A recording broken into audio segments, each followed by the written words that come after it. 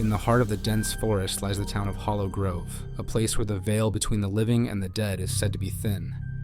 Legends speak of a demon that roams the shadows, preying on the souls of the lost. The story begins with my girlfriend Monique and me, Marcus, deciding to visit Hollow Grove for our YouTube channel. As we drive into the town, we are struck by its eerie beauty. The buildings are dilapidated yet somehow majestic, with ivy creeping up the walls and mist swirling around them. We parked our car in front of an old hotel that loomed ominously at the end of the main street. The hotel's grandeur faded, its windows broken, the frame splintered, and its paint peeling. Monique and I exchange excited glances, eager to explore and document our findings for our subscribers on our YouTube channel we created. As we entered the hotel, the air was thick with dust and the smell of wood rot and other decay.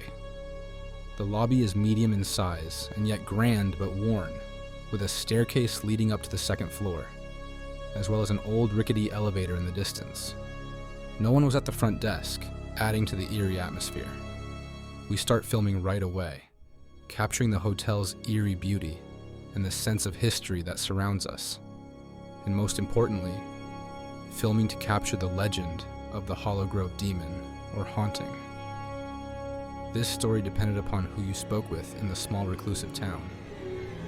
We were careful to avoid the areas with peeling paint or more historical-looking details, and was focusing instead on the parts of the hotel that still retained some semblance of grandeur and mystery.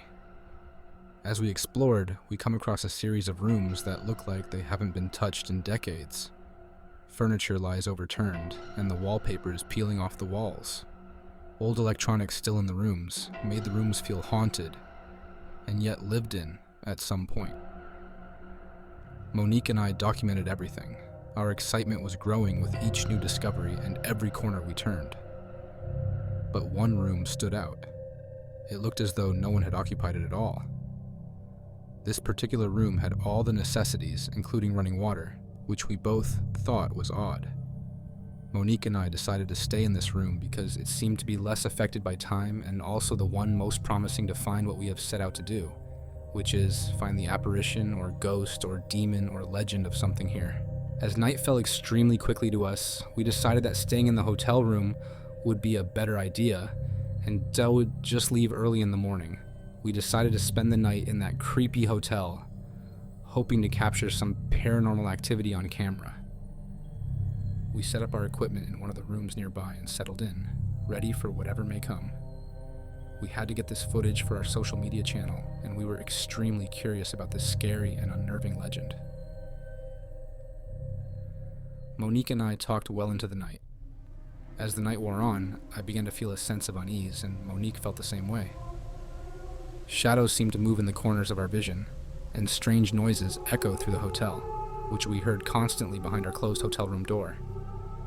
There was no storm outside, just this weird dark atmospheric vibe. Monique and I tried to remain calm, but our fear was palpable. Suddenly we heard a loud crash from down the hall. I grabbed my camera, and Monique and I both rushed to investigate the sound that we had heard.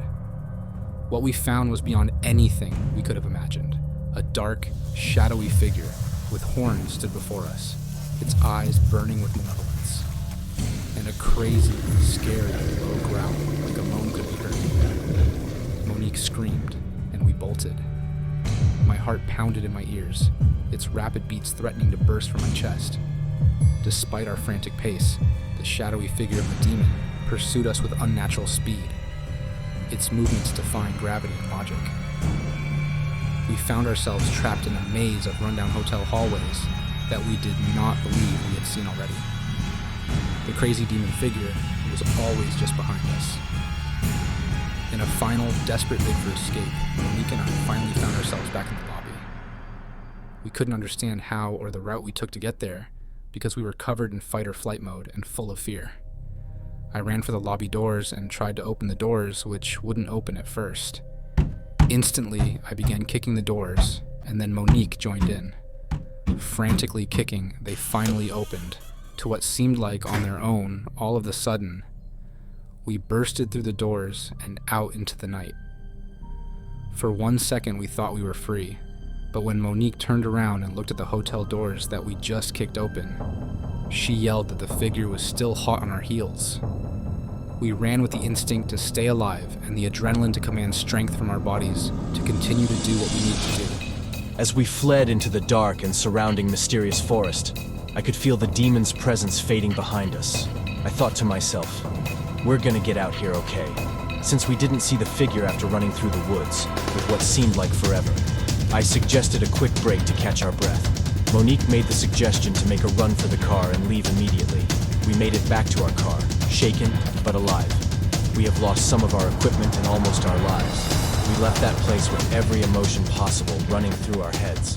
Once Monique and I calmed down, I suggested we go back to the hotel the next day and retrieve our equipment. Also stop in the town before we go to get some more research on the legend.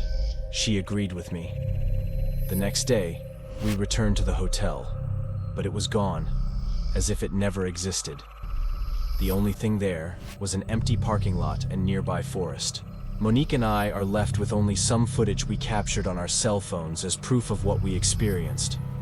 Determined to share what we learned and seen, he hurried up and left that town. I uploaded the video to our channel, where it became one of our most popular videos. But the memory of that night in Hollow Grove will stay with us forever. We left there with more questions than answers. What did the demon-like figure want? Why was it chasing us? Why have we never heard or seen any information about other encounters like that? What do you think? Should we go back on another day in the future or stay away? What would you do?